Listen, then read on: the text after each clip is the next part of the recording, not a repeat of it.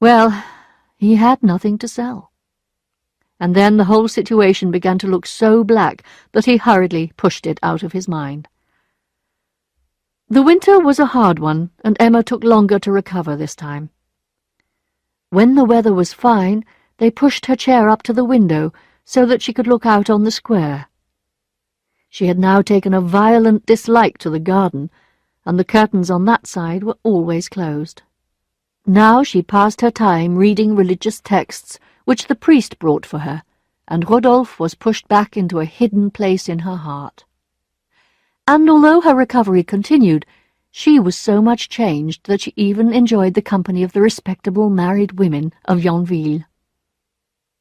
When the spring came, she had the whole garden torn up from end to end. Her old energy had begun to return as her health improved, and although Monsieur Bournisien, the priest, still continued to visit her every day, she went to church less often. She began to enjoy time spent out of doors, looking over the new garden, even sitting outside with Charles and Monsieur Homais in the warmer evenings. It was on one of these evenings, as Monsieur Homais talked about the pleasures one could gain from literature and music, that the idea of going to see Lucia di Lammermoor at the theatre in Rouen was raised. Emma was against the idea at first, but Charles felt that the change would do her good, and he wanted to give her a little pleasure, despite his debts and their other worries. So Monsieur and Madame Bovary drove into Rouen on the Friday coach and got down at the Hôtel de la Croix-Rouge in the Place Beauvoisine. Leaving Emma at the hotel, Charles at once went out to buy tickets for the theatre. Chapter 12. A Visit to the Theatre. Emma was pleased that her husband had bought good seats, and when she sat down she could not resist a little smile of pride as she looked at the ordinary people down below. Soon the candles were being lit, the musicians were taking their places, and the opera was starting. When they began to play, she lost herself in the music, her eyes almost blinded by the richness of the colours, the beauty of the singers. And their voices, their beautiful bodies dressed in the finest clothes you could imagine, their noble emotions, it was too much.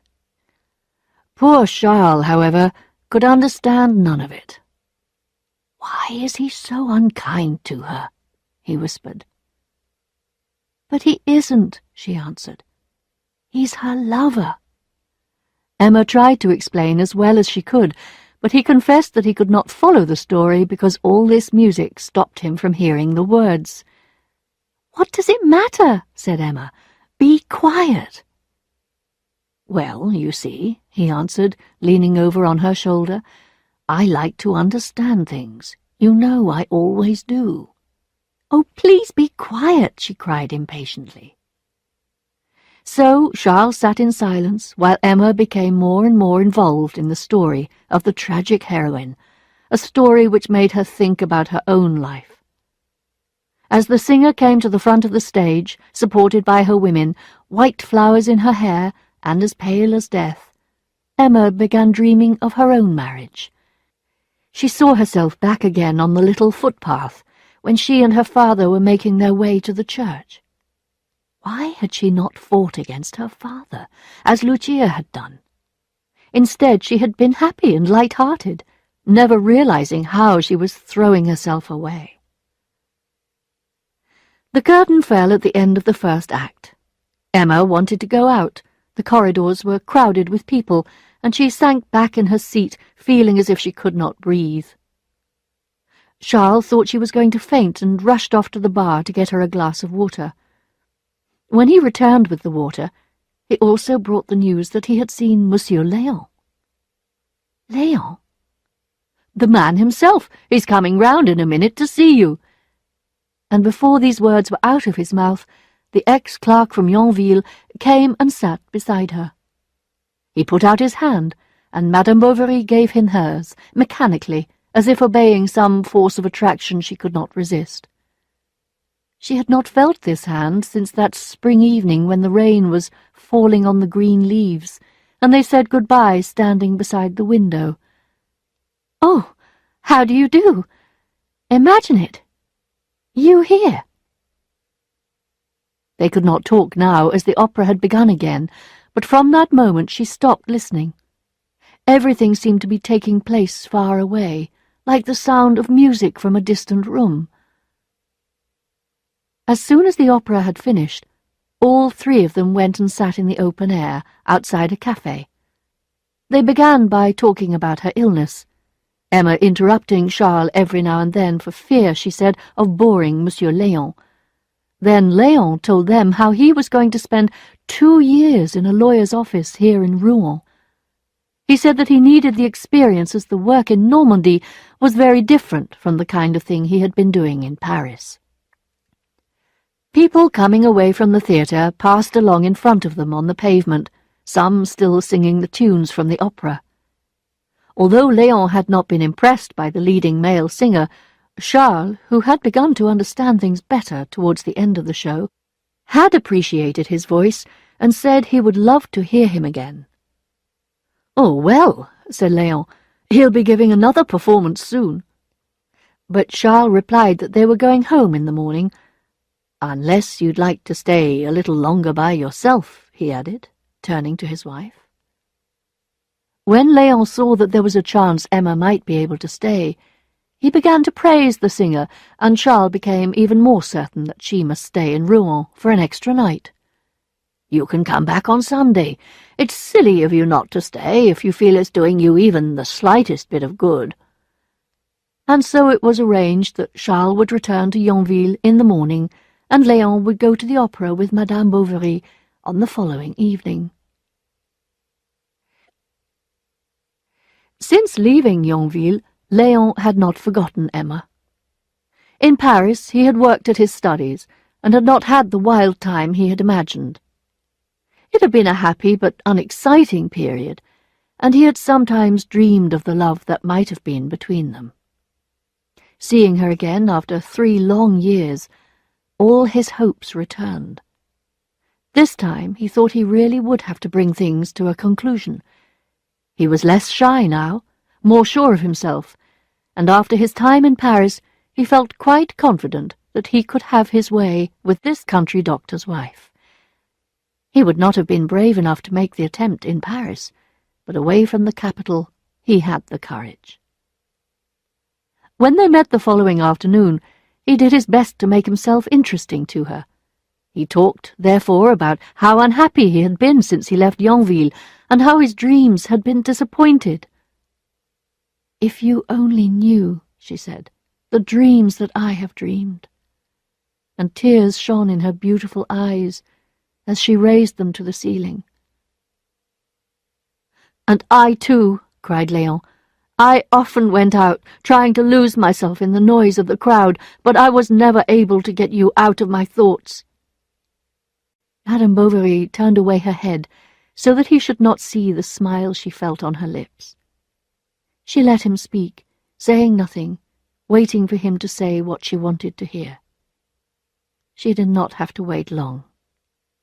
"And," he went on, "I wrote you so many letters that I never sent." "But why?" she asked. "Why?" And he hesitated a moment.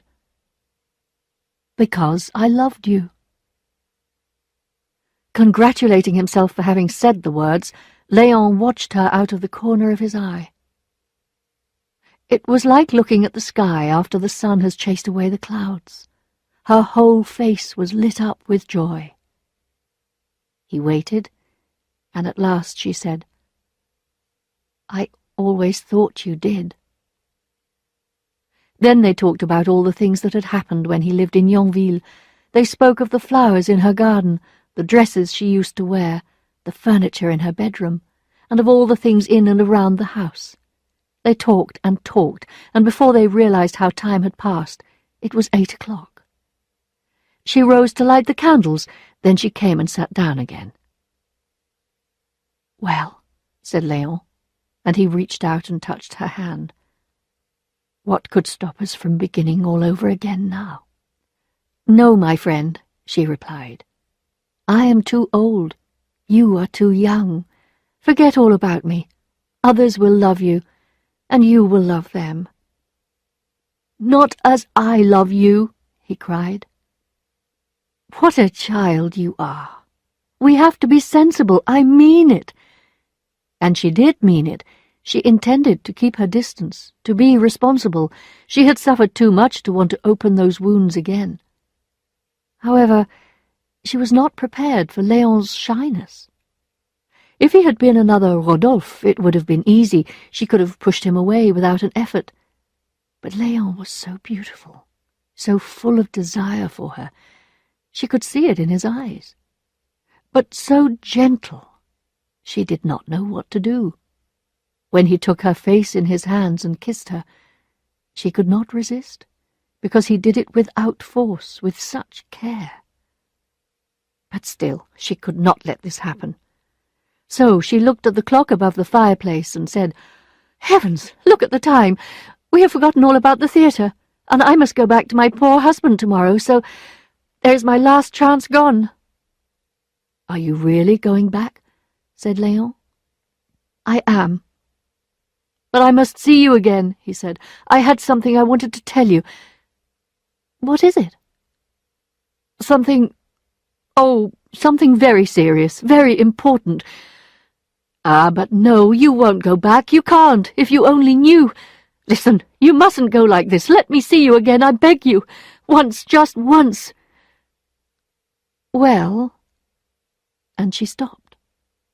And then, as if on second thoughts, she said, "Oh no, not here."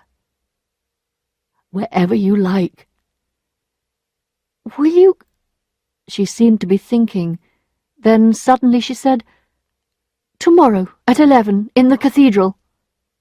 "I shall be there," he cried, taking both her hands. But that night Emma wrote a long, long letter, excusing herself from meeting him. It was all over now, and for their own sakes it would be better for them not to meet. But when the letter was sealed up, she realized she did not know Léon's address. "I will give it to him myself," she said. "He is sure to come."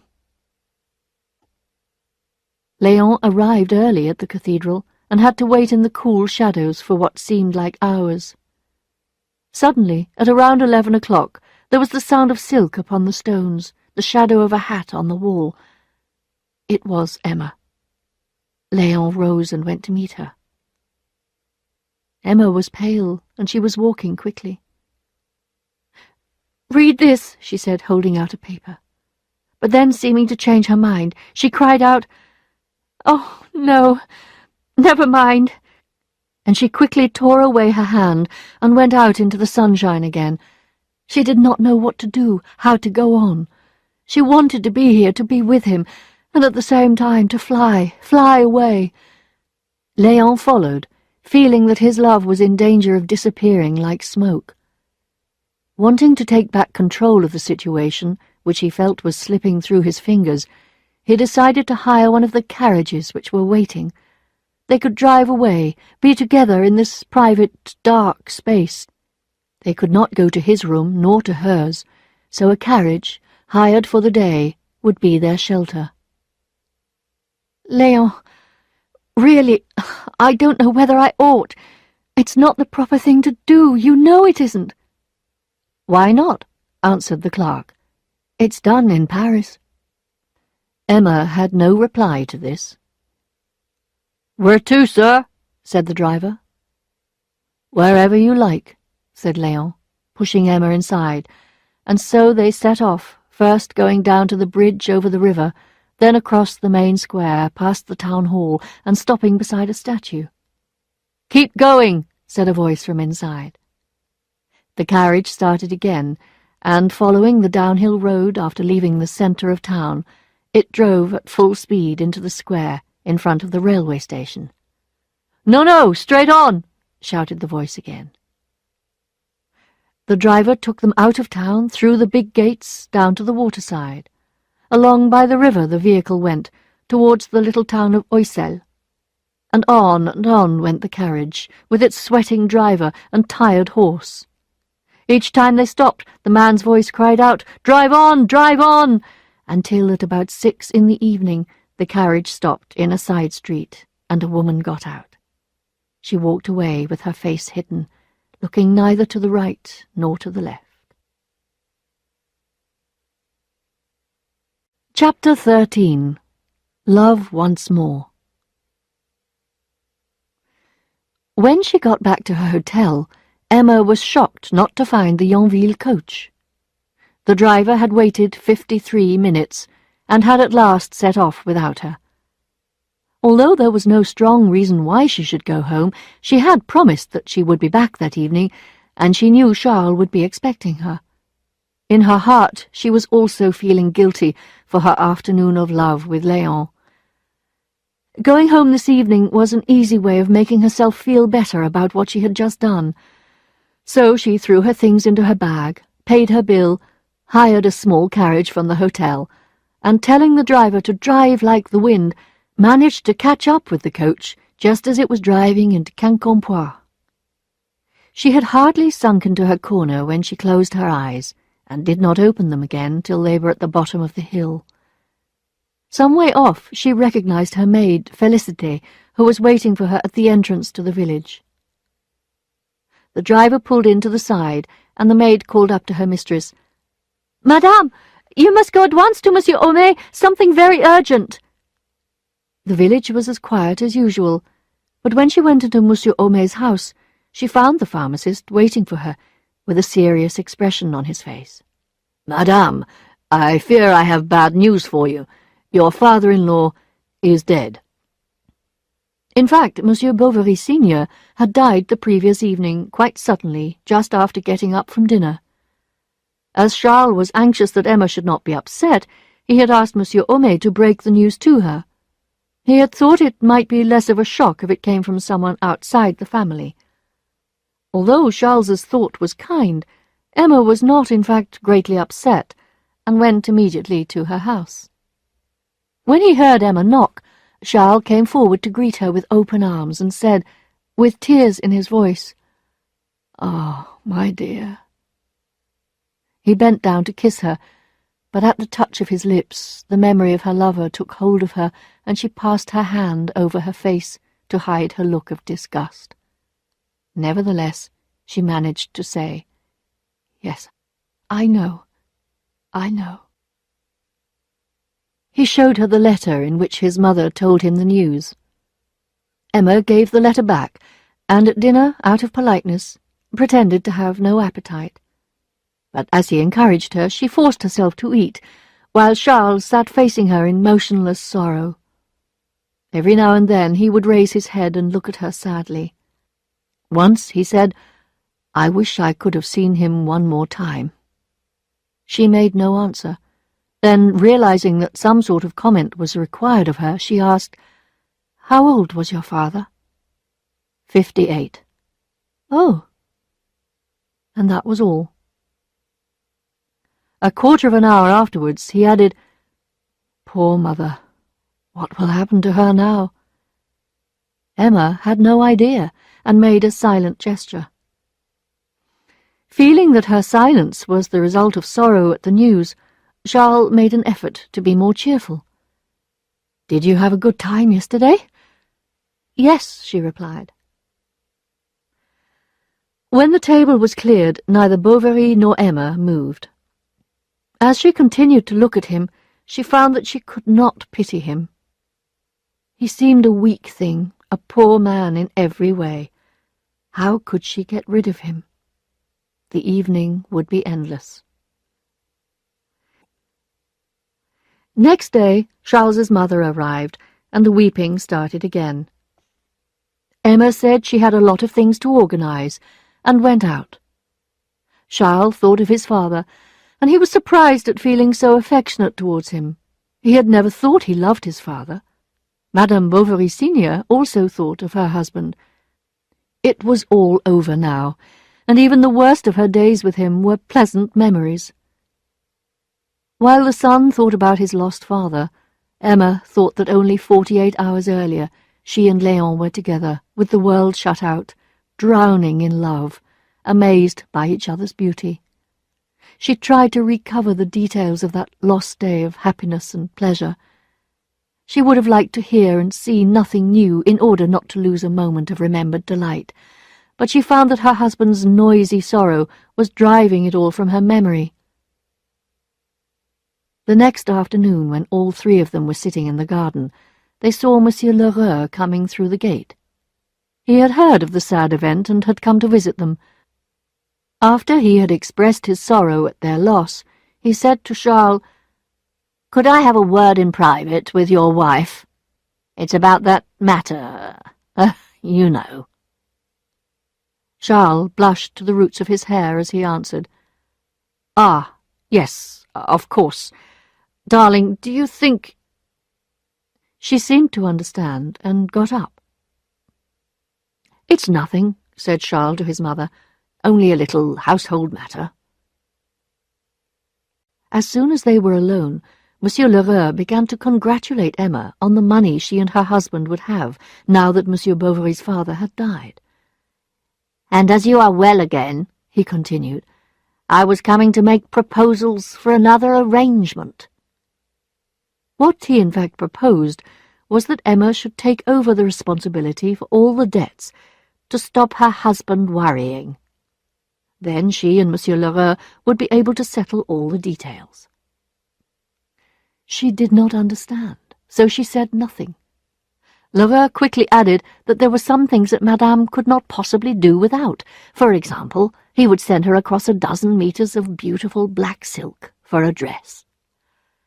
"The one you have on is good enough for the house, but you need another one for visiting.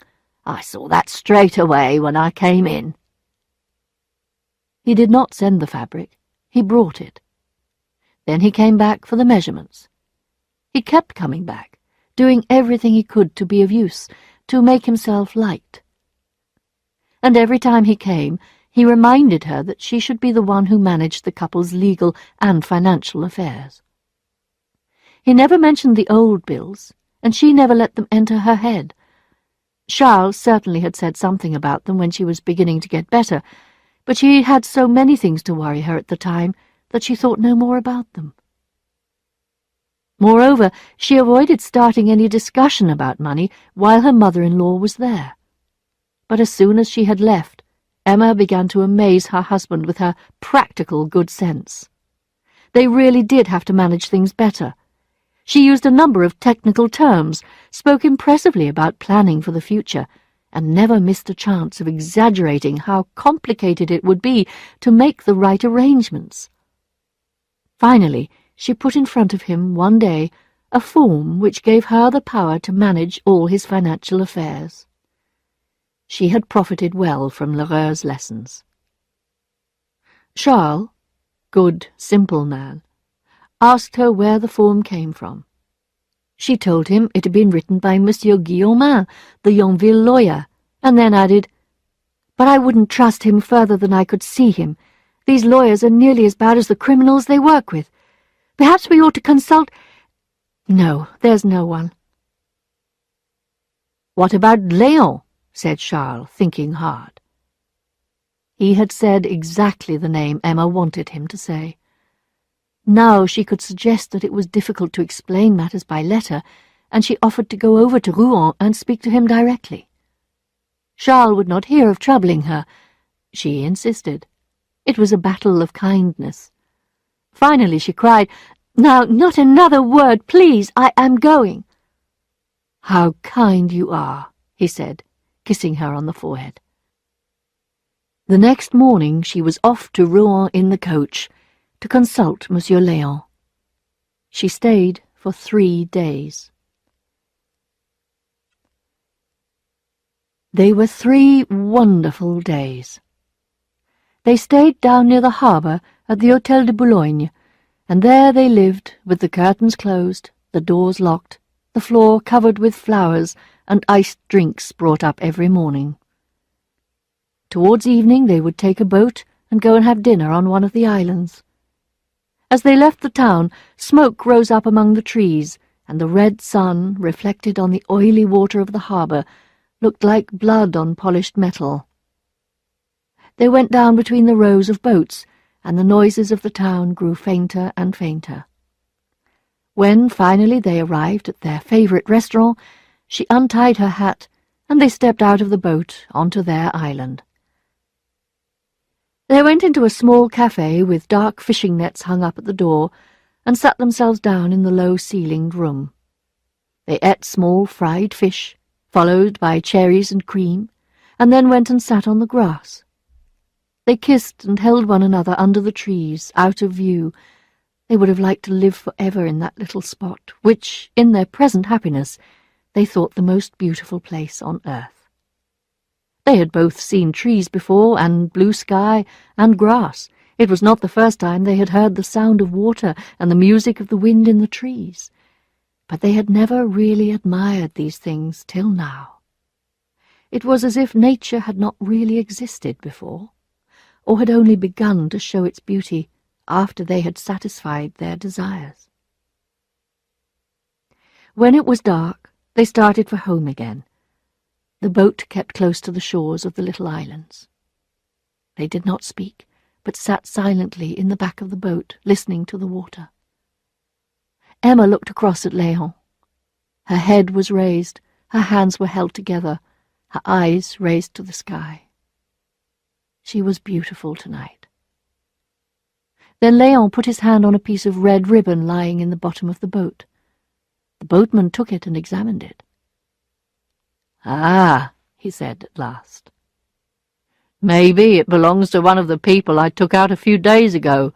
They were having fun, I can tell you. Ladies and gentlemen, with cakes and bottles of wine. I remember one of them in particular. A fine, handsome man he was, with a little moustache. Lord, he was funny, though. They kept on saying, 'Come on, tell us another, Adolphe.' Oh, Rodolphe. Yes, Rodolphe, that was his name." Emma shook from head to foot. "What's the matter?" said Léon, moving closer. "Oh, it's nothing. The night air is a little cool." "The sort of gentleman who has plenty of lady friends," added the old boatman. The morning after this last dinner on the island, Emma had to return to Yonville, and Léon had to get back to his normal life in Rouen. However, he found this difficult, and he started ignoring his friends and not looking after his business. Every day he waited for her letters. He read them again and again, and he wrote back to her immediately, remembering every detail of their time together. And unlike most memories, these did not seem to fade, but grew stronger. The need to see her became so great that one Saturday morning he ran out of his office and took the coach to Yonville.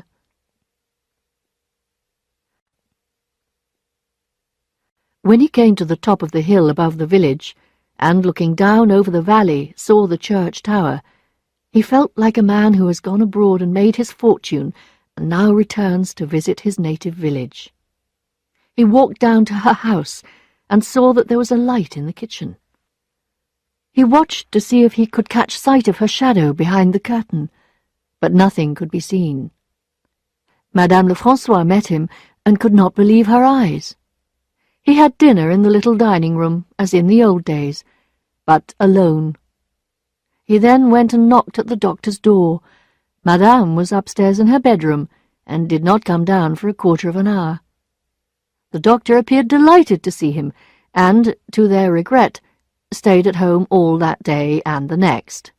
The only chance to see her alone came very late in the evening, in the lane at the end of the garden, the lane where she used to meet the other one.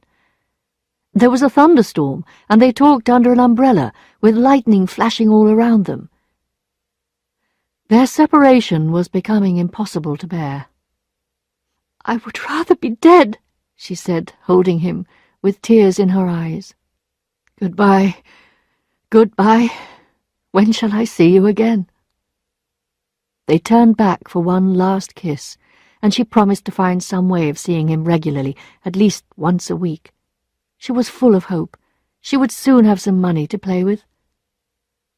In fact, she was soon behaving as if she had all the money in the world. She bought a pair of yellow curtains for her bedroom, which Monsieur Lheureux had told her were a bargain. She had dreams of a carpet, and Lheureux, saying that to want a carpet was not like wishing for the moon, helped her to get one. She had begun to depend on Lheureux. She sent for him 20 times a day, and he immediately stopped what he was doing and came to see Madame. It was a dangerous friendship for Emma. It was about this time, around the beginning of winter, that she suddenly appeared to develop a tremendous enthusiasm for music.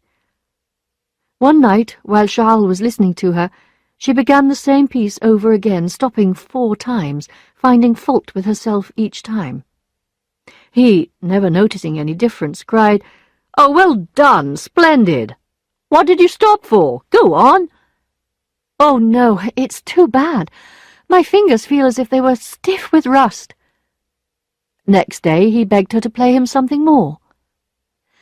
"Oh, well, if you want me to." Charles confessed he had heard her play better. She kept hitting the wrong notes, and finally came to a sudden stop. "Oh, it's no good. I ought to have some lessons, but—" She bit her lip and added, 20 francs a time. It's too expensive." "Well, yes, it is," said Charles, "but perhaps it could be managed a bit cheaper. Sometimes a less well-known artist can be better than a teacher with a big reputation."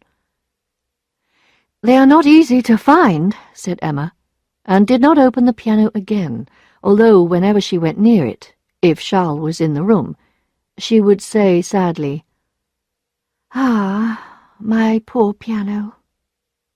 And when she had visitors, she never failed to tell them she had given up her music and could not now start again because of their lack of money, and they would say what a pity it was, since she had such a gift.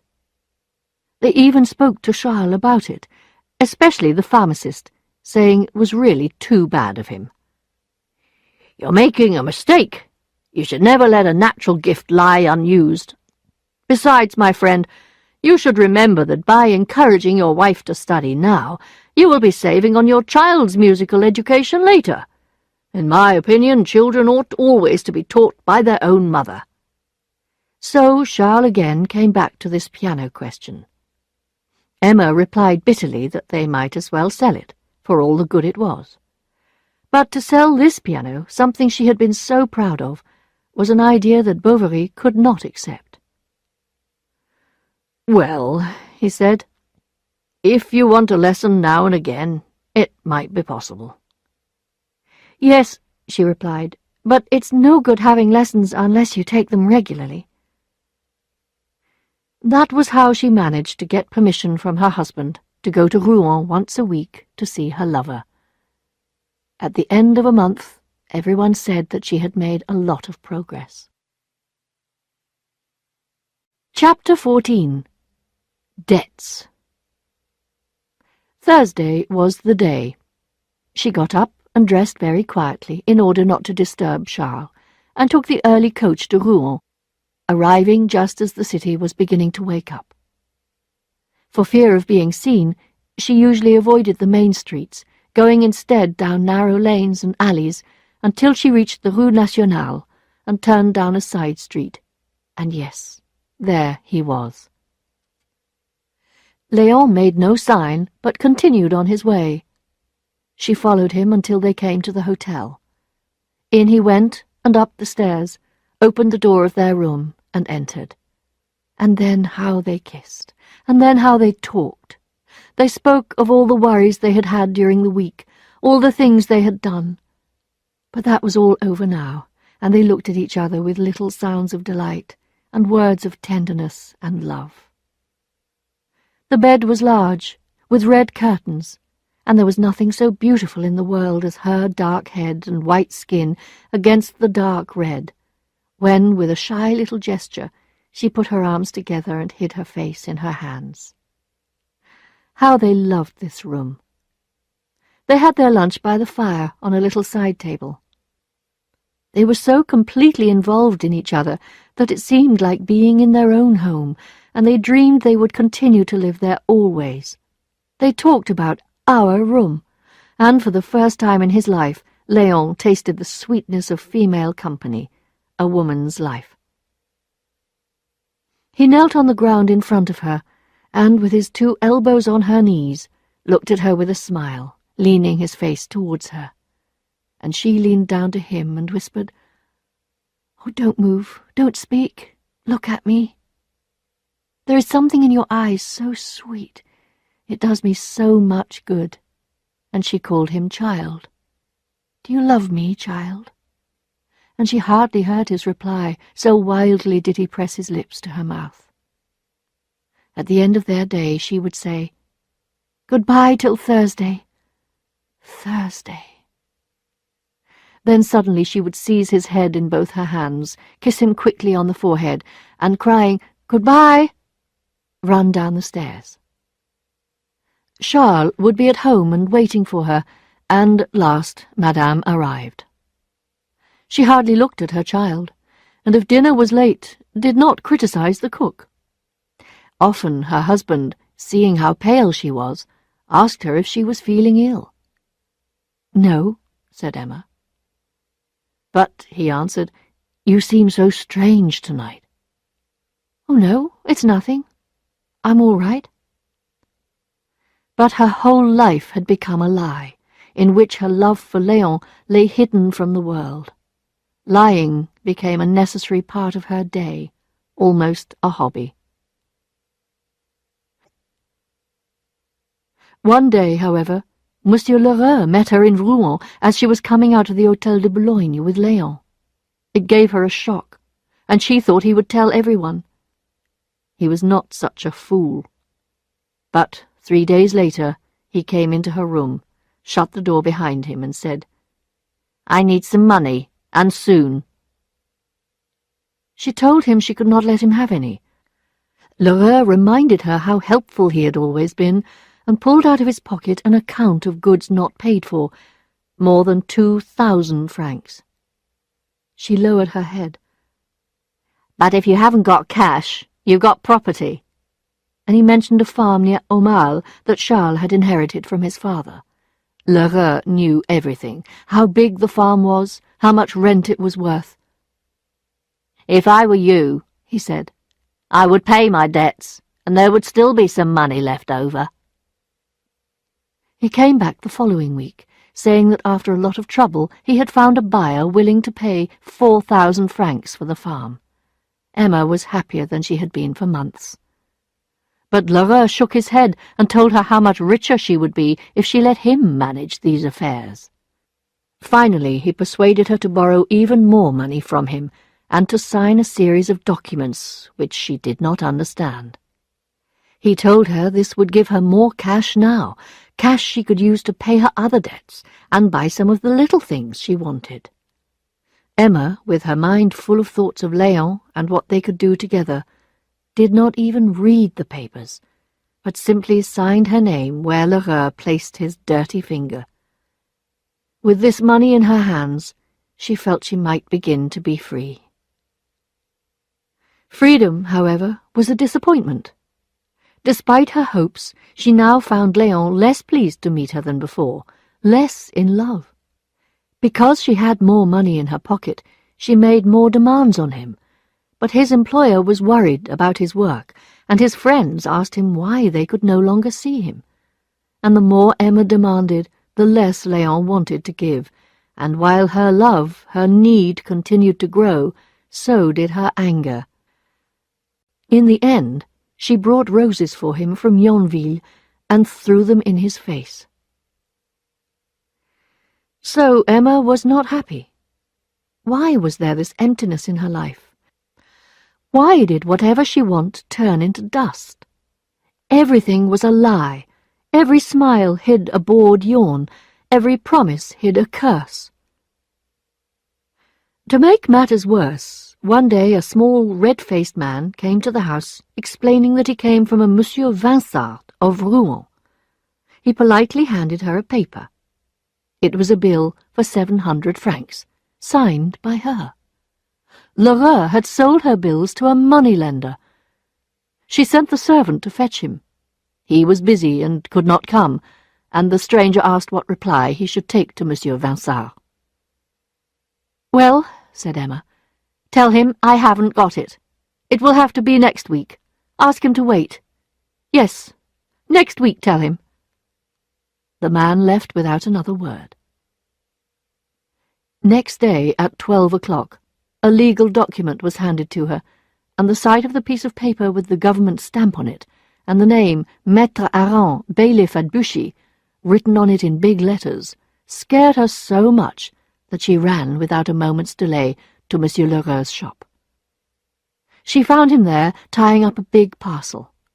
"What can we do for Madame today?" he asked, and he showed Madame upstairs to his little office.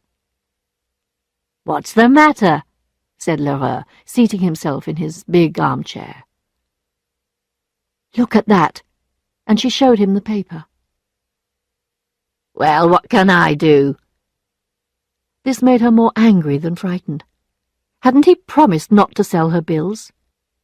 He agreed that he had, but added, "I had no choice. I had a knife at my throat." "What's going to happen now?" "Oh, I'll tell you what will happen, that's easy. You go before the judge, you pay, or they sell your things. It's quite simple." Though Emma wanted to hit him, she asked him sweetly if there was anything she could do to keep this Vincent quiet. "Oh, no, keep Vincent quiet. You don't know much about him, that's clear. He's more bloodthirsty than a tiger." Emma cried out that Monsieur Lheureux really would have to do something. "I think I've been pretty good to you. Look at this," he said, opening a record book and running his finger up the page. "Here, and again here.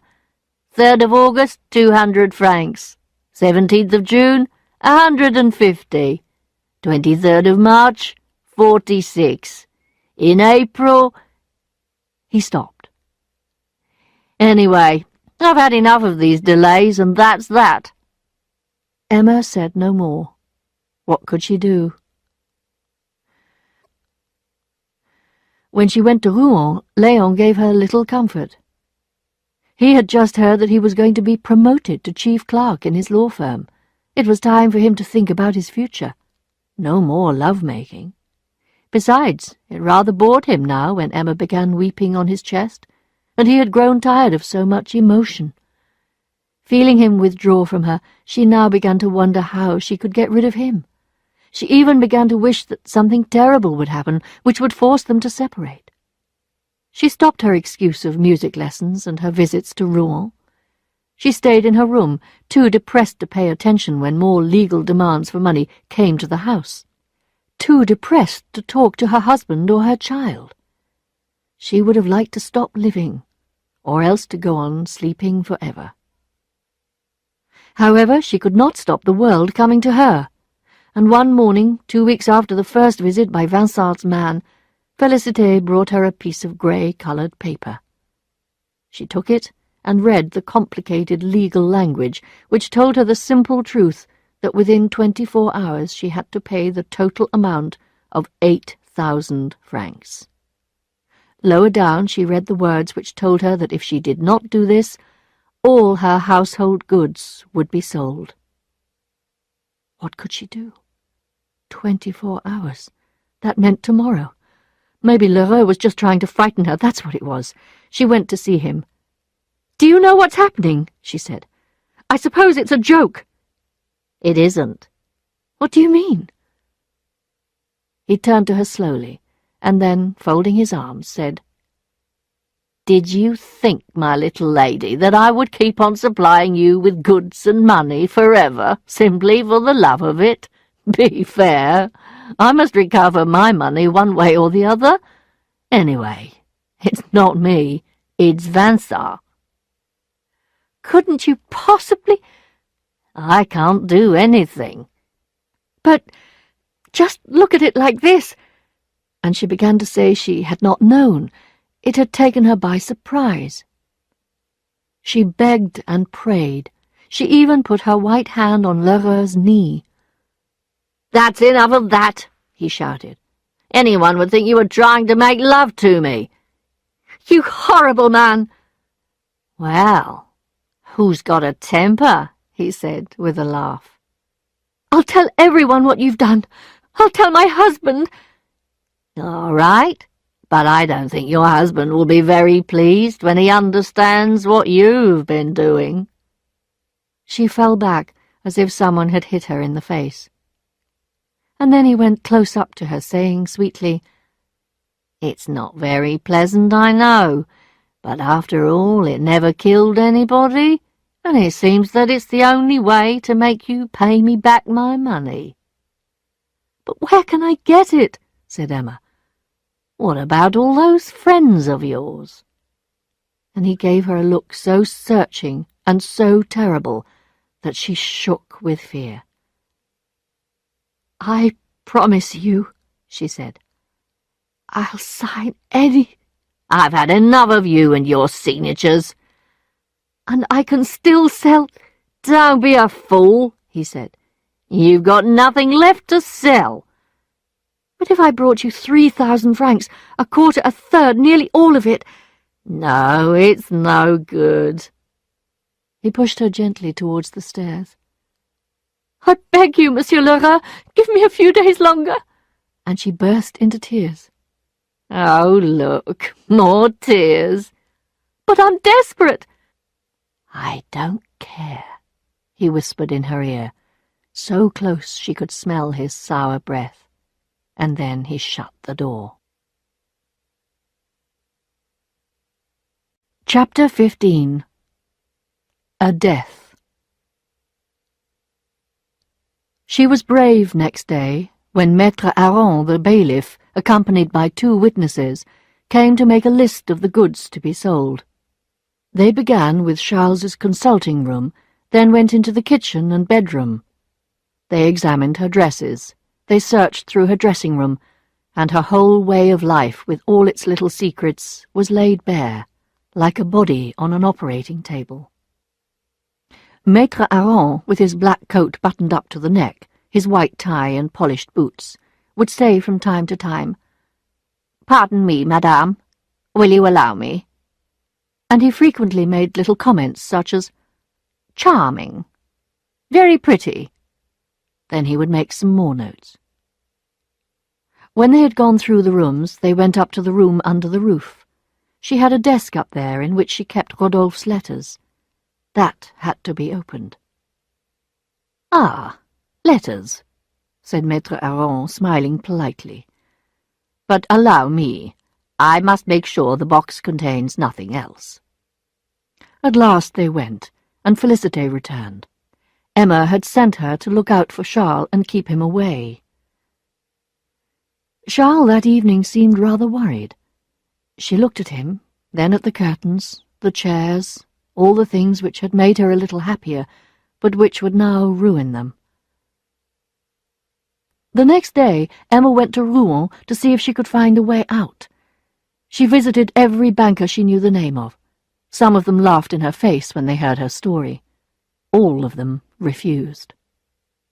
At 2 o'clock she ran to Léon's office. She knocked at the door, but no one came. At last Léon himself appeared. "I've something I must say to you," she said. She was very pale. "Léon," she said, "I want you to do something for me." Then, taking him with her 2 hands and giving him a shake, she said, "Listen, I want 8,000 francs. "What? You're mad." "Not yet." And she told the story of what had happened, how she had let Lheureux lead her into disaster, and Charles knew nothing. She must have the money. "How do you expect me—" And her lover would do nothing to help her. She had nowhere to turn to. "What must be, she said to herself.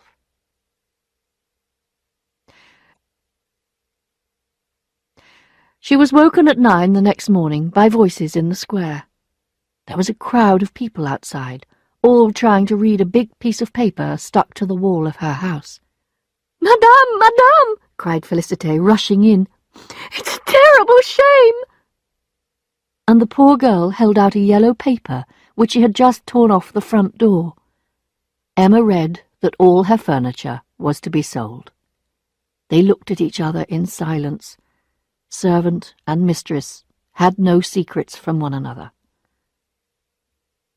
If I were you, madame, sighed Félicité at last, I would go and see Monsieur Guillaumin. You would? Yes, you go. That's the right thing to do. She dressed, and, in order not to be seen, there were always a lot of people in the square, she took the path by the river. Monsieur, she said after she was let into the lawyer's dining room, I want to ask you. And she told him her situation. Maître Guillaumin knew all about it. In fact, he was a secret friend of L'Heureuse, and knew the story better than she did herself. As he listened, he smiled a strange smile.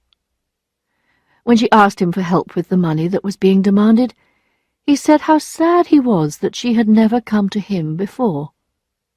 Then he put out his hand and took hold of hers, and kissed it greedily, playing with her fingers and looking in her face with his colourless eyes. She felt his breath on her cheek, and could not bear it. She jumped to her feet. Monsieur, she said, I am waiting. What for?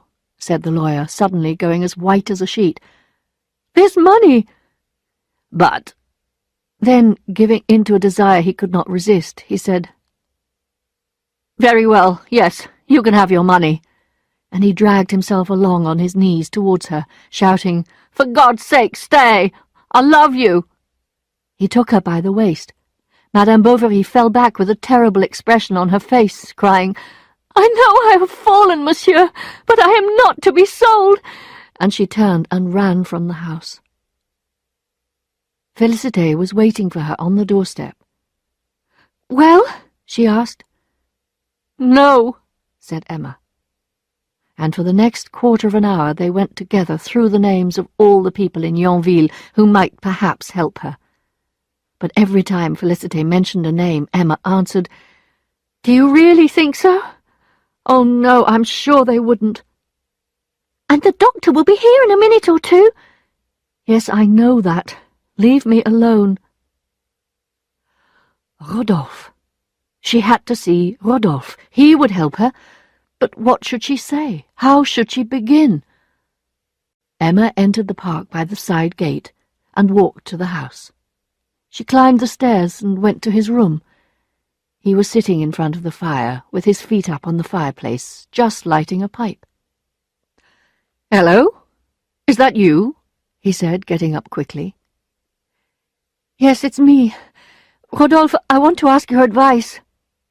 "You haven't changed. You are as charming as ever." "Ah," she answered bitterly. "Sad charms. You said goodbye to them easily enough.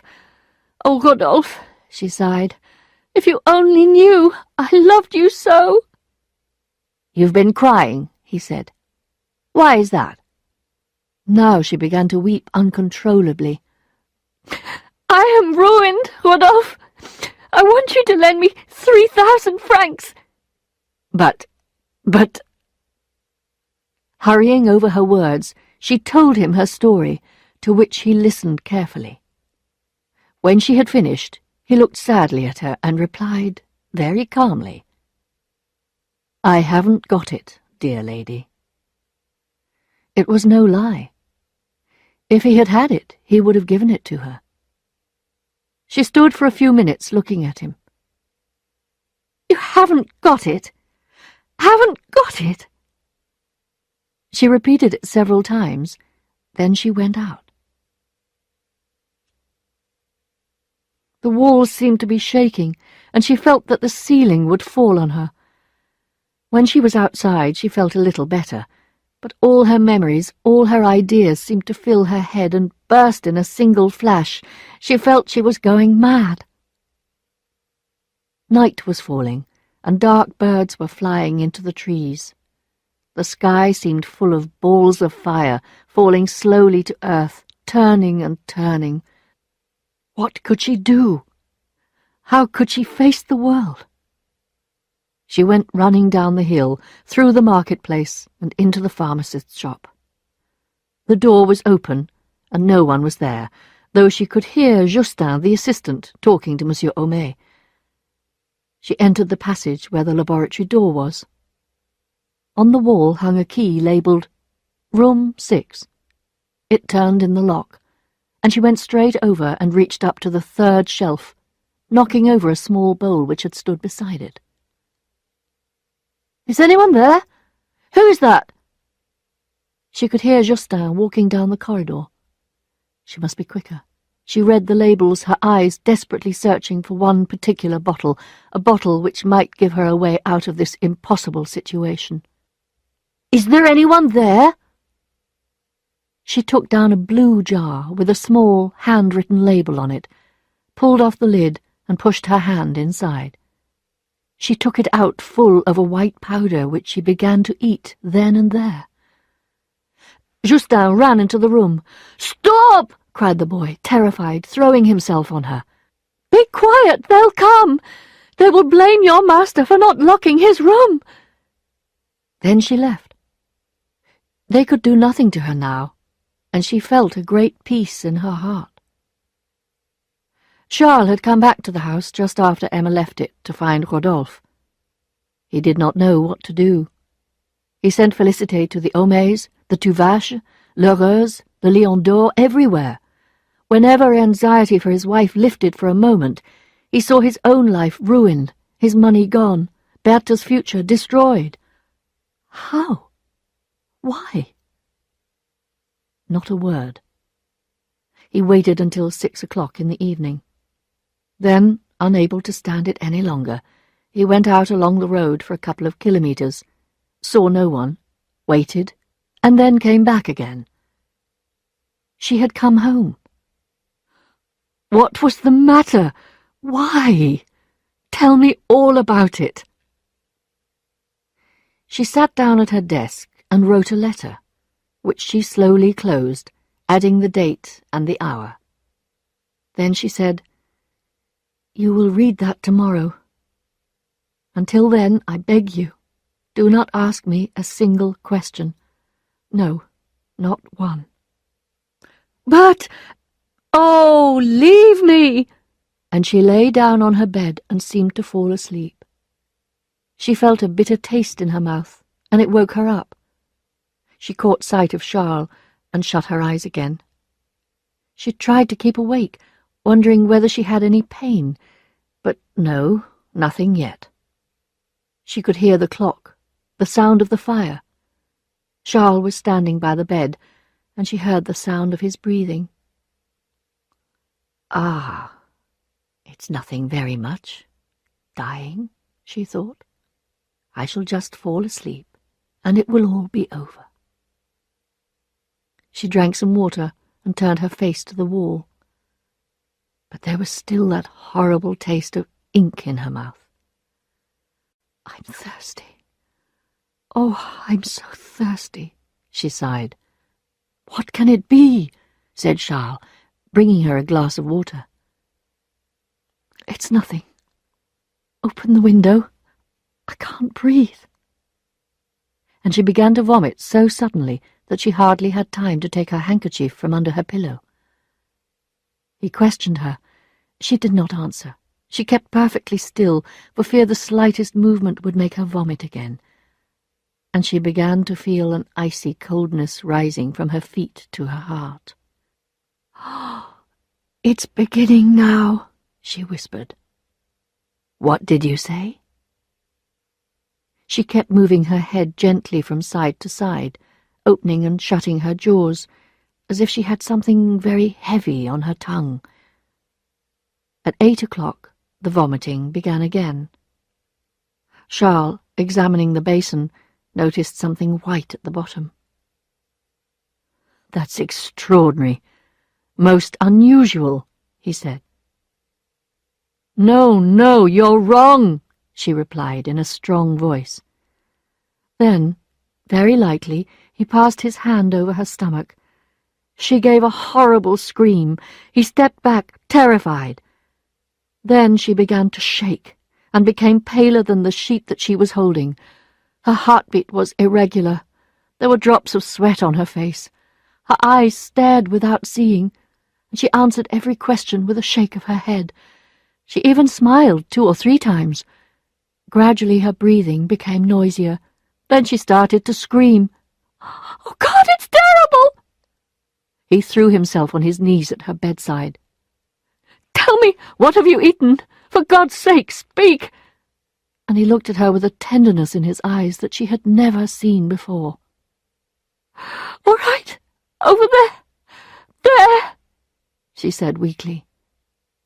He ran to the writing table, tore open the letter, and read aloud, "Let no one be blamed." He stopped, passed his hand across his eyes, and then read on. "What? Help me." And all he could say was the word, "Poisoned, poisoned." Félicité ran to Monsieur Homais' shop, and he came back as soon as he heard what was the matter. "Be calm," said the pharmacist. "What is the poison?" Charles showed him the letter, and the pharmacist realized there was little to be done. Emma saw the two of them and looked at Charles. "Don't cry," she said. "I will not be here to worry you much longer. Why did you do it? Who made you do it?" And she replied, "It had to be, my dear." "Weren't you happy? Was it my fault? I did everything I could." "Yes, you did. You are kind. So kind." And she passed her fingers slowly through his hair. "Bring the little one to me," she said, raising herself on her elbow. "The pain isn't getting any worse, is it?" asked Charles. "No." The child came in her long nightdress. She looked thoughtful, and not yet fully awake. She opened big, wondering eyes when she saw the room and the bright candles. "Oh, Mummy, how big your eyes are! How pale you are, and your face is all sweaty." Her mother was staring at her. "I'm frightened," cried the little one. Emma took her hand and tried to kiss it. She struggled to free herself. "That's enough! Take her away!" cried Charles. After that, Emma seemed a little better, but then she began to vomit blood. Her limbs became stiff, her body was covered with brown patches, and her heartbeat raced. Then she began to scream again. She cursed the poison. She begged it to hurry up and finish its work. She pushed away everything that Charles tried to make her drink. He was standing stiffly by the bed, his whole body shaking from head to foot. Félicité ran from one end of the room to the other. There was nothing to be done except to call the priest. When he came, Emma was lying with her chin sunk on her breast. Her eyes were staring, and her poor hands picked at the sheets. Pale as death, with eyes like burning coals, Charles, not crying now, was standing facing her at the foot of the bed, while the priest, resting on one knee, was whispering his prayers. Slowly she turned her head, and suddenly, as she saw the priest kneeling beside her, a look of joy came over her face. The priest rose from his knees to show her the cross, and she leant forward and pressed her lips to the body of the man God. It was as if she kissed the figure on the cross with more love than she had ever given any person during her life. She then fell back onto the bed, and they hurried to her side. Her life had ended. Chapter 16. Endings. Death always comes as a shock, however much it has been expected. So when, at last, Charles saw her lying there so still, he threw himself on her, weeping. "That's right," said the pharmacist. "Let nature have her way. You'll feel much better." Later, funeral arrangements had to be made. Charles thought carefully about these and wrote, "I want her to be buried in her wedding dress, with white shoes and white flowers, and her hair loose over her shoulders. She should be covered with a large piece of green silk. These are my wishes. Make sure that they are carried out." The gentleman was surprised at Charles's ideas, and Monsieur Homais spoke to him. "It seems to us," he said, "that silk is a little expensive." "That's none of your business," shouted Charles. "Leave me alone. You didn't love her, so just get out of my sight." That night, Charles, Homais, and the priest sat beside Emma's body. She was lying with her head leaning over her right shoulder. The corner of her mouth, which was open, looked like a black hole at the bottom of her face. Her 2 thumbs were held tightly in her hands. The sheet that covered her lay quite flat from her breasts down to her knees, rising up again at the tips of her toes, and it seemed to Charles as if an enormous weight was pressing down on her. Early in the morning, Madame Bovary Senior arrived. Charles, as he kissed her, again broke down and cried. Like the pharmacist, she criticized him about the funeral expenses, but he became so angry that she grew quiet. Charles stayed by himself all afternoon. Bertha had been taken over to Madame Homais. In the evening, various people came in to see him and to express their regrets. He stood up and shook hands, but he could not say anything, and each newcomer sat down with the rest of the group in a big circle round the fireplace. They all looked at the floor with serious expressions on their faces, and although everyone was bored, no one got up to go. Upstairs, Félicité, Madame Lefrançois, and Madame Bovary Senior were standing around Emma, busily finishing their task of dressing her. "Oh, my poor mistress!" wept Félicité. "My poor, poor mistress!" "Just look at her," said the landlady of the Lion d'Or. "How pretty she looks even now." Then they all bent over to put the flowers on her hair. They had to lift her head a little, and as they did so, a stream of black liquid poured from her mouth. "Oh, my God! The dress! Take care!" cried Madame Lefrançois. Charles had to listen to the sound of hammers on wood as she was put into her last little home. 4 men carried her to the door. The house was thrown open, and all the people of Yonville crowded near.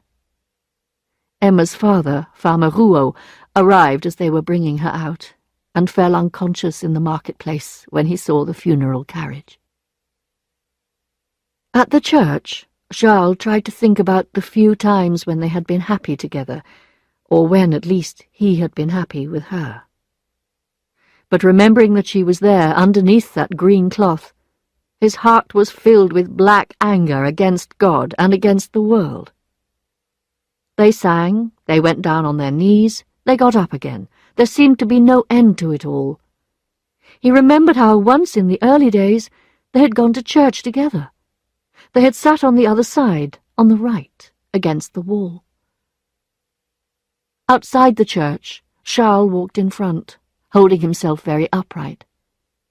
6 men carried Emma's body, and the priest followed, saying the prayers for the dead. His voice was carried over the fields, rising and falling on the wind.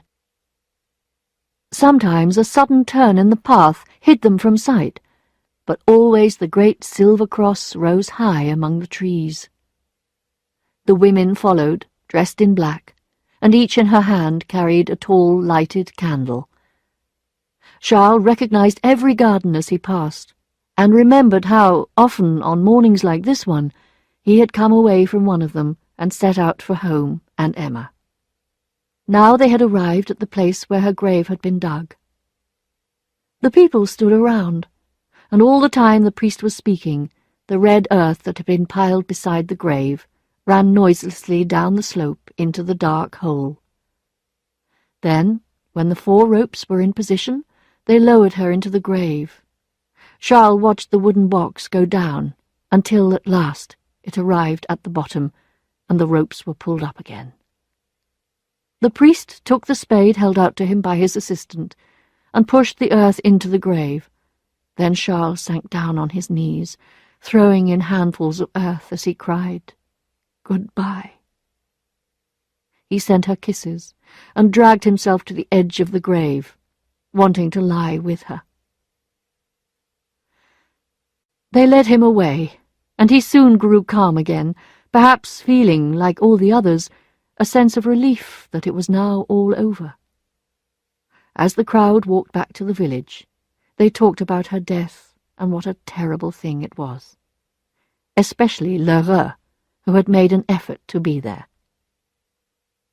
Poor little lady! What a terrible thing for her husband. Emma's father insisted on going straight back to Les Bertaux, saying that he could not sleep in that house. He would not even see his little grandchild. No, I couldn't bear the pain of it. Goodbye, then.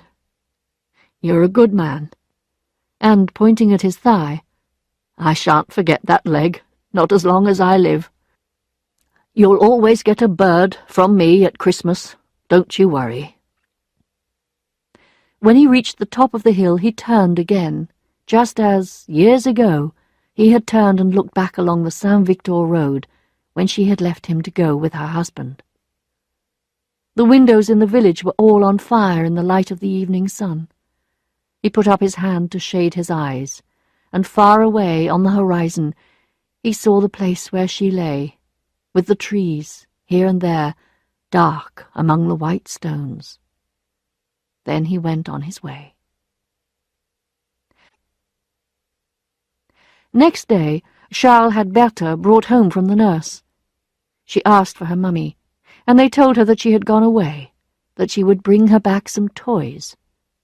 Berthe spoke of her again many times, but as the days went by, she stopped thinking about her, and Charles could not bear the child's happy laugh. Life continued around Charles, but it had lost its meaning. When Madame Dupuis wrote to him to tell him of the marriage of her son, Monsieur Léon Dupuis, a lawyer in Yvetot, to Mademoiselle Léocadie Leboeuf of Bondeville, Charles wrote, "How delighted my poor wife would have been," but he did not really care. Besides, before long his money troubles began again. Monsieur Lheureux's Vinsart returned once again with his demands. Now everyone tried to profit from Charles's loss. A music teacher in Rouen sent in a bill for 6 lessons, although Emma had never been to her once. A Madame Rollet demanded payment for delivering letters to Rouen. And day by day Charles had to sell the silver, piece by piece. Then he got rid of the best furniture. All the rooms were robbed of their contents, except for one. Her room, her bedroom, was left as it had always been. When he had had his dinner, Charles went up there. He pulled the round table in front of the fire, moved her chair nearer, and then sat down facing it. A candle would be burning, and Berthe would be sitting near him, busy with her painting book. Despite these efforts to keep Emma's memory alive, Bovary realized with sorrow that her face was fading from his memory. But every night he dreamed of her, and it was always the same dream. He moved close to touch her, but just as he was taking her in his arms, she fell to dust. And he was still in debt.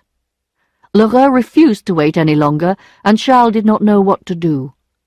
At last he decided he had to look in Emma's desk. There, instead of an answer to his problems, he found Léon's letters.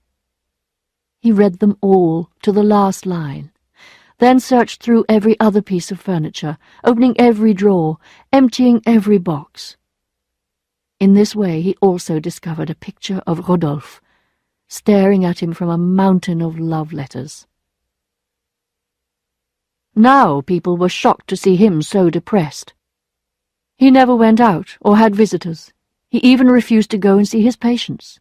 The only times he went out now were when he took his little girl by the hand, and they went together to the cemetery. One day, when he had gone to the market at Argailles to sell his horse, his last possession, he met Rodolphe. They both turned pale. Rodolphe, who, when Emma died, had only sent his card, tried to give a few apologies. Then he grew braver and invited Charles to have a bottle of beer with him at the inn. As they walked on, he talked about farming, the price of land, trying to avoid any uncomfortable subjects. Charles was not listening, Rodolphe noticed, and he anxiously watched his companion's face. At last Charles said, "I'm not angry with you." Rodolphe remained silent, and Charles, with his head in his hands, repeated in a flat voice, a voice full of endless sorrow, "No, I'm not angry with you now." Then he said a great thing, the only great thing he had ever said. "Fate is to blame."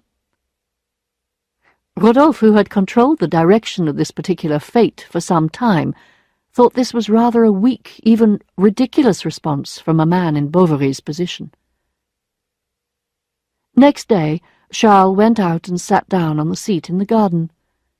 The sunlight came through the leaves, making shadows on the path. The perfume of the roses filled the air, the sky was blue, and bees flew from one open flower to the next. Charles felt disturbed, like a young man with an aching heart. At 7 o'clock, little Bertha, who had not seen him that afternoon, came to fetch him into dinner. His head was leaning back against the wall.